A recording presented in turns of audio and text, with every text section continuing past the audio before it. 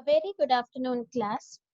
So, last week we finished with lesson number 1 of Maths 2, completing 2 chapters of our syllabus.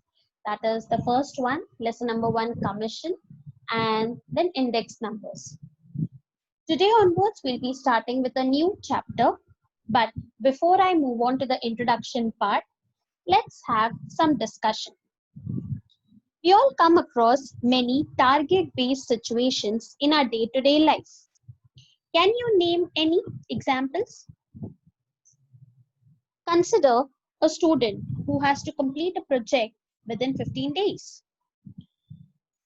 Consider another example wherein a salesperson has to finish sales target in a month. Also, there is another person who wants to buy an electronic device within a budget, say, of rupees 50,000. Now, class, think for a minute and tell me what will be the main objective of each person individually in the examples I gave you.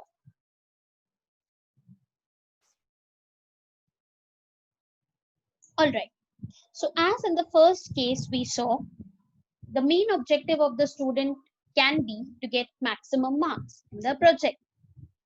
As for the second example, wherein the salesperson is targeting to complete his sales would be to sell maximum number of products in a given period of time, that is a month. The third one, where a person is buying an electronic media like a television, he will say, as we saw, his budget is 50,000 rupees. So his objective will be to minimize the cost as much as possible.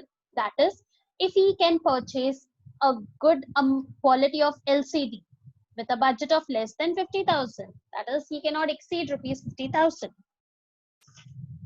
So all the above cases, class, if you all see, the objective was of two types. Number one, either to maximize the budget, as in maximum marks and maximum sales in a month. And the second one was to minimize the cost, that is, purchasing an electronic item within a specified budget. So such type of objectives wherein we either maximize or minimize are covered under the heading optimization problems. So this is a type of technique which is used in mathematics, a branch of mathematics which deals with optimization problem. Now, what are optimization problem, or what do we focus on optimization problems? In such kind of problems, the objective, as we saw, would be either to maximize the profits or to minimize the cost of production or minimize the use of resources. Now, class, before we move forward, there is a small activity and one of the easiest activity I can tell you all or ask you all. You have to find out some examples from your day-to-day life which can be solved using optimization problems. As in, it should have either one of the objective, that is either to maximize or to minimize. So this is a small activity. You can find out some examples from your practical or daily life and see whether which kind of objective is satisfied in that given particular situation. All right. Moving forward, we are moving forward to the next type, that is called as limiting factor or constraints. Now, what is this?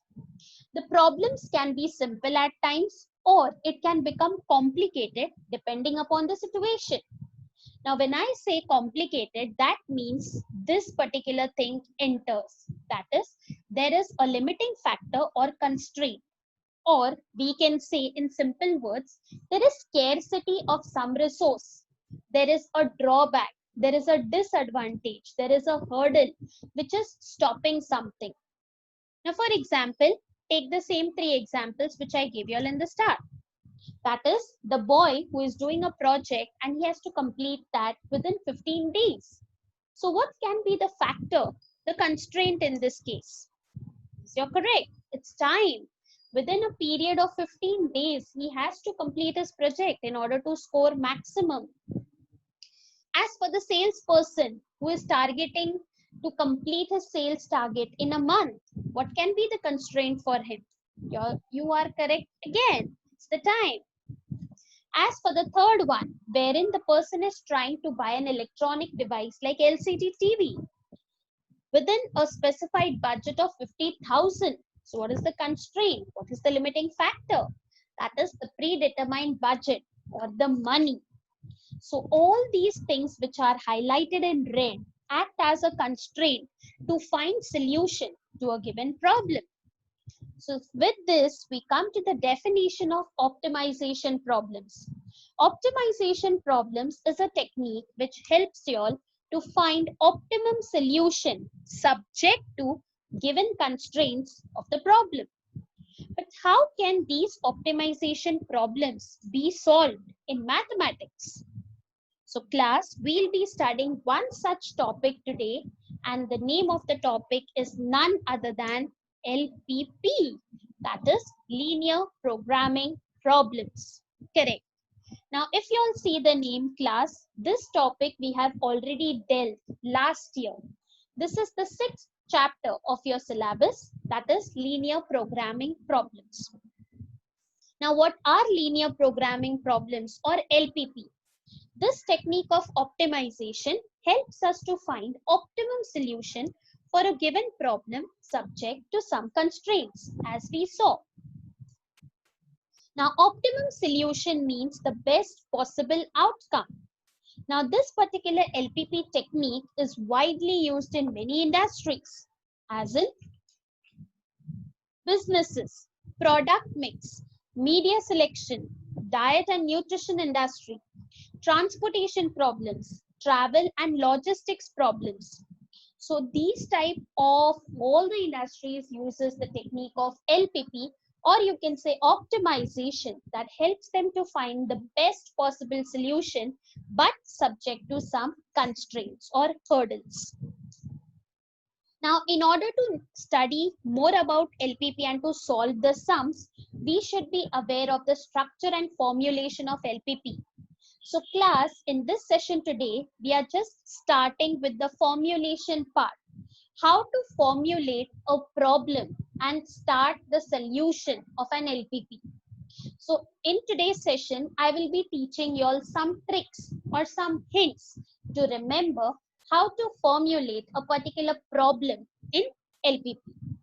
So our focus basically in some lectures ahead will be on formulation part.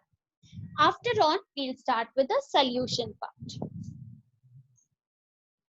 Now, in order to understand what is exactly LPP, pay attention to an example in front of you.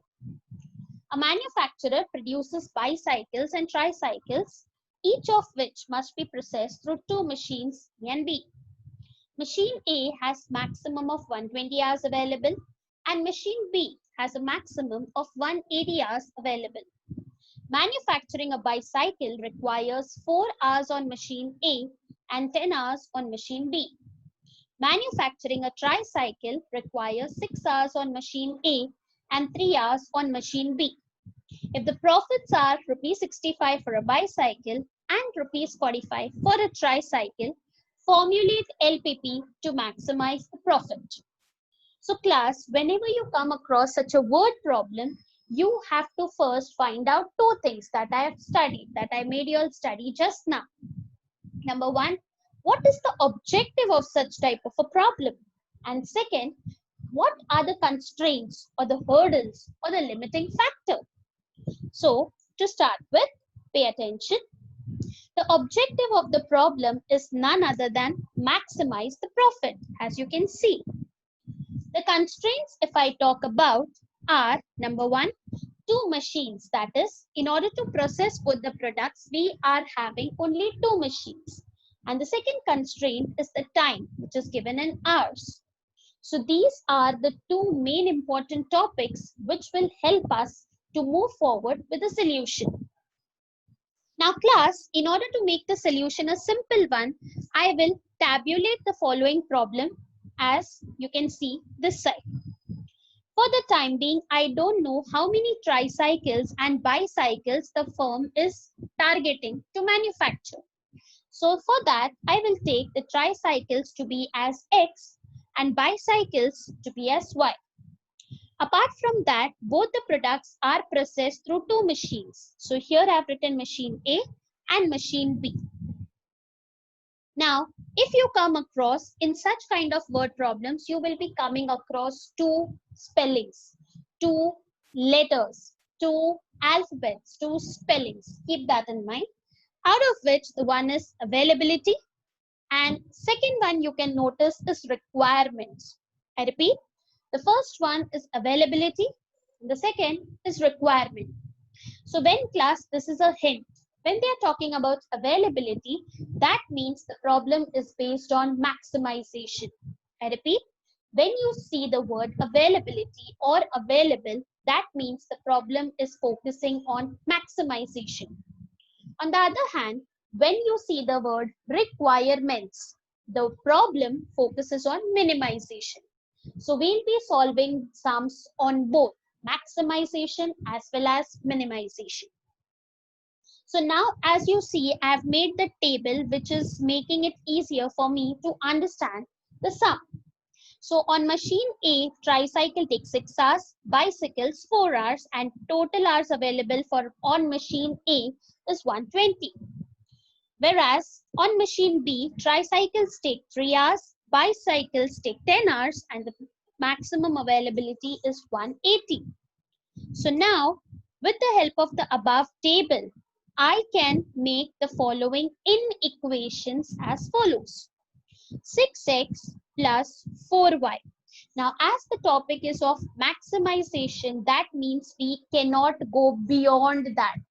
That means it has to be equal or less than 120 hours. That is why the symbol less than equal to 120, because we cannot cross the limit of 120 and go above that. In the same way, the next equation 3x plus 10y, again maximum availability less than equal to 180. After that, once you are done with your inequations, the most important thing which you have to specify is x comma y greater equal to 0. Now what is this? I'll ask you a simple question, class. Can you say that a firm manufactures minus 10 bicycles? Or can you say a firm manufactures minus 30 tricycles? No. A firm can never manufacture or produce anything in negatives. So that is the reason we always write after all the constraints are over that x comma y, whatever variables we are taking, that will always be greater or equal to 0.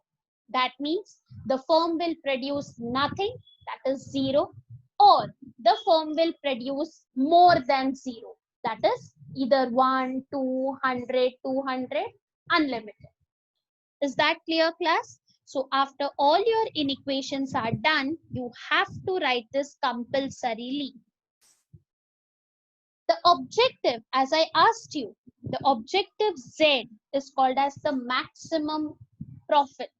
So our objective function in this case will be Z is equal to the profit per tricycle is 65 rupees. That is why, for bicycle is 65 rupees and for one tricycle 45 rupees. So whatever number of tricycles and bicycles they will manufacture, the profit will increase accordingly. That is why Z is equal to 45x plus 65y. So in this way, you have to figure out your LPP problems. So if I tell you to represent it in a short manner, it is as follows. So the required formulated LPP is maximization subject to 45x plus 65y. So this is called as the objective function, as you are clear. Subject to what were the constraints? Both the machines as well as the time. So 6x plus 4y less than equal to 120. 3x plus 10y less than equal to 180. Both these things are called as your constraints. And the most important thing which I told your class to always write x comma y greater equal to 0 is called as non-negativity constraints. That means they are either 0 or greater than 0, because the firm can never manufacture anything in negatives. Is it clear, class? Followed what we are going to do in this particular exercise and how LPP helps us. So class, basically coming to the concepts of LPP, the decision variables. Class, for your syllabus, you will be having only 2 variables. I repeat it again, for your syllabus, you will be having only 2 variables. In our case, in the previous example, it was tricycles and bicycles. The objective function, as we saw in the previous example, it was maximizing the profits. Constraints, the limiting factor was 2 machines and the time available on both the machines. And fourth one, none other than non-negative constraints. That is, it will always be greater or equal to 0. Now, one question is why we always tell that it is linear programming problem. The reason is, as it is written in linear equation form. I hope you all know what is a linear equation. Ax plus by is equal to 0. But in our case, they are inequations and not equations, because along with equal to, we are also using the sign less and greater equal to. That is why it is called as linear programming problems. Now, as I told you, in this particular topic, I'll be focusing on formulation part and giving you all some tricks to remember in which what kind of thing has to be done. Now, for this class, there are 2 types of topics which you have to keep in mind. In some sums, we'll prepare the table as you saw in the previous example, while in some sums, we'll be solving directly, that is without table. So, with table, now in what kind of sums usually table exists, there are some hints which you can remember. So there are 2 headings which you have to remember: sums with table and sums without table. Now in tabular form, if you have to solve the sums related to manufacturing, machines, diet, production, at least and at most words do not exist. Such words, at least and at most, will not be utilized if we'll be solving the tabular sum. As we saw in the previous example, there were no words like at least and at most, correct? Now, before I move forward, class, many people get confused with the sign. So I'm giving you all an easy trick to remember the sign. Now, when I say at least means minimum limit. I repeat it again. At least means minimum limit and not minimum word. That means, for example, out of 100, the minimum passing marks is 35 and above. Correct? So that is called as at least 35 marks are compulsory. So at least 35 means 35 and above 35. That is why whenever the word at least comes, it is always related to minimum. And in minimum, always remember opposite sign, greater, equal to. If you can't remember the logic, itna yaad rakhna, minimum matlab greater ka sign, maximum matlab less ka sign. Okay? In the same way, at most. Now, when you're giving 100 marks paper, you cannot get 120 out of 100. Correct? That means you cannot go above that limit. So class, if you all paid attention in the previous sum, the objective was to maximize the profit and we utilized this sign, less than, equal to. So at most means maximum limit, at least means minimum limit. Okay, in all these sums, table will come. And in which kind of sums the table will not come? If there is any person's name, some related to banking or investment, sums on time, distance and speed, and the words at least or at most will come more than once. That means they will be repeated twice, thrice. Okay. Sums related to traveling like motorcycle or aeroplane related sums. In all these sums, there will be no table and we'll be solving those sums directly.